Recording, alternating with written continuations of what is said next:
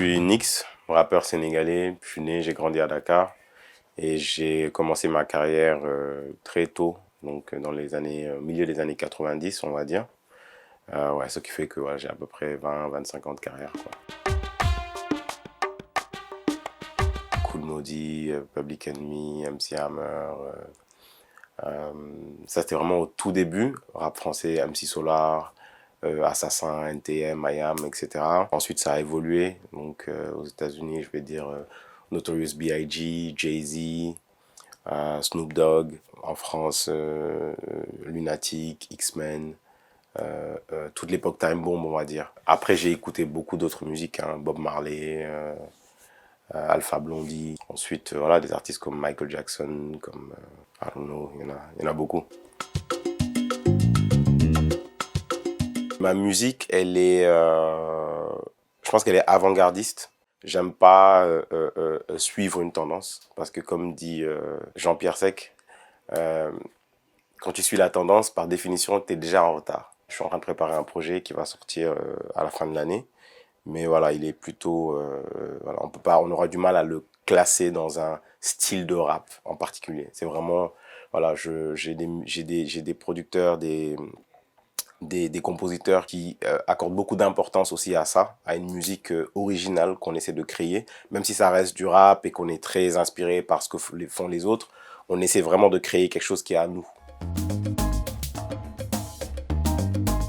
L'idée d'un morceau peut me venir d'une discussion avec des gens, peut me venir d'un documentaire que je regarde, d'un film que je regarde. Par exemple, je me souviens la dernière fois, je regardais le documentaire de Amy Winehouse, que je trouve incroyable d'ailleurs. Et à un moment, elle a dit quelque chose et ça m'a inspiré pour un morceau. J'ai su développer, on va dire, une technique d'écriture au fil des années. J'ai toujours accordé beaucoup d'importance à ma plume, à ce que j'écris en tout cas, et à la puissance de ce que j'écris. Donc voilà, c'est quelque chose que j'ai toujours travaillé. Et voilà, donc du coup, j'ai des facultés à écrire aussi bien en français qu'en wolof, par exemple. J'aime beaucoup voyager.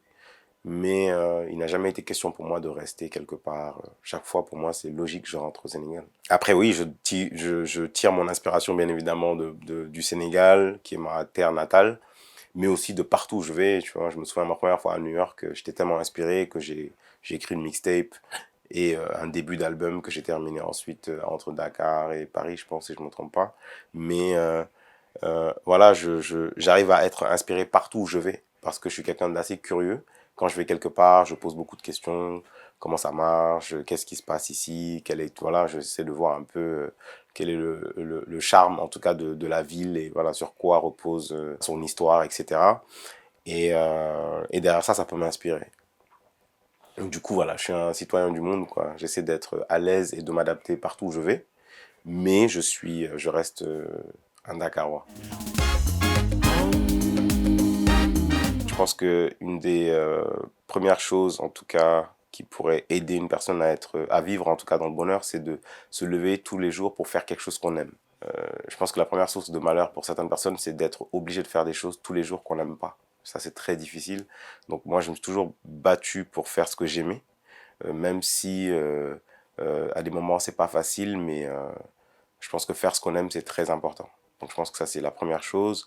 Ensuite, s'entourer d'énergie positive, de pas forcer vraiment les choses, voilà, vraiment faire les choses de manière naturelle et avec un élan positif. Moi, je pense que c'est important. On aura toujours des exemples d'échecs et des exemples de réussite. Mais il ne faut s'accrocher qu'aux exemples de réussite. Parce que tous ceux qui ont réussi sont passés par des échecs, en fait. Donc, un échec, c'est comme un step, en fait. Il ne faut pas le voir comme une fin. Il ne faut pas se laisser dominer par la pression sociale. Donc, c'est difficile pour tout le monde. Et chacun a sa part de responsabilité, en fait. Tu ne peux pas porter le fardeau tout seul pour toute une famille. Chacun doit se lever et se battre pour obtenir voilà, quelque chose. Tant qu'il y a de la vie, il y a de l'espoir. Donc, moi, je pense que c'est mieux de rester au Sénégal. Parce que quoi qu'il en soit, je veux dire, aller chercher le bonheur ailleurs, ce n'est pas la solution. Parce qu'il va falloir qu'on construise le rêve africain. On n'a pas le choix, en fait. c'est comme ça. Ça devient de plus en plus difficile à l'étranger. Donc, et je pense que voilà, la chose à faire aujourd'hui, c'est s'accrocher et essayer de construire un rêve africain. Donc, avoir son petit rêve ou son petit projet, le protéger et se battre tous les jours pour le faire avancer. Tous les jours.